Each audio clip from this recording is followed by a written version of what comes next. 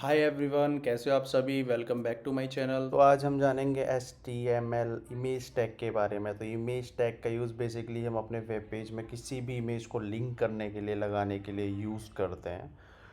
तो इमेज को लगाने के दो तरीके होते हैं बेसिकली। तो एम यहाँ मैं अभी दिखा देता हूँ जैसे। ठीक है, पहले पढ़ लेते हैं थोड़ा सा। The HTML image tag is use to embed an image in web pages by linking them. तो बेसिकली वही है जो मैंने हिंदी में बताया। तो इसको लगाने के दो तरीके तो यहाँ देख लेते हैं।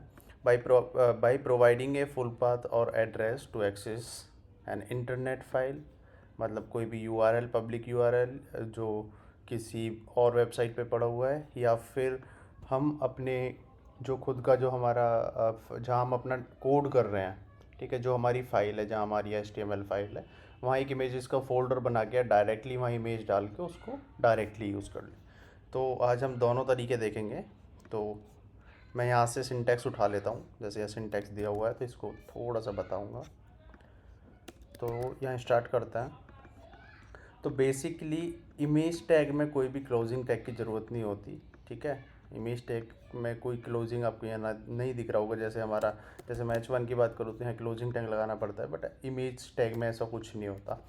तो इमेज टैग के अंदर बेसिकली आपको चार प्रॉपर्टी आपको ये दिख रही हैं। ठीक है, फर्स्ट प्रॉपर्टी SRC का मतलब होता है सोर्स। सोर्स मतलब कि ये जो इमेज, पर्टिकुलर इमेज है, ये इसका पाथ क्या है। ठीक है, वो हो गया आपका सोर्स। एक हो गया अल्टरनेट का मतलब यूज़ कब होता है, किसी कारण से आपकी इमेज शो नहीं हो पाती है, या तो वो इमेज करप्ट हो जाती है या फिर उसका जो लिंक है इमेज का वो गलत होता है। तो ये जो यहाँ टेक्स्ट लिखा होता है वो शो होता है। और विड्थ और हाइट का तो आप देख ही सकते हो। विड्थ बेसिकली विड्थ सेट करने के लिए और हाइट हाइट सेट करने के लिए। तो अभी मैं क्या करता हूँ, मैं पहले जो मैंने दो तरीके बताए थे, मैं यहाँ क्या करता हूँ, दोनों को कॉपी पेस्ट कर लेता हूँ एज ए कमेंट।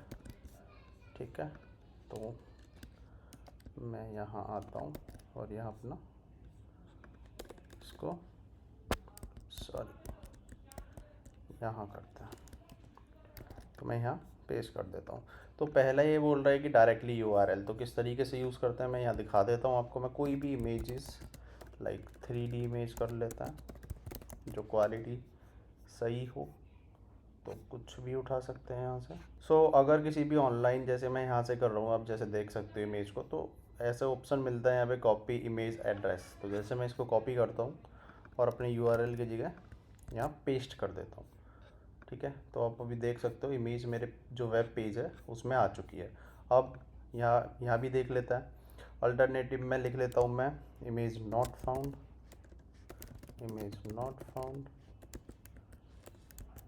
और विड्थ हाइट मैं देख लेता हूँ, जैसे मैं इसको 40 कर देता हूँ, विड्थ को 40 पिक्सल। तो आप देख सकते हो इमेज कितनी छोटी हो गई।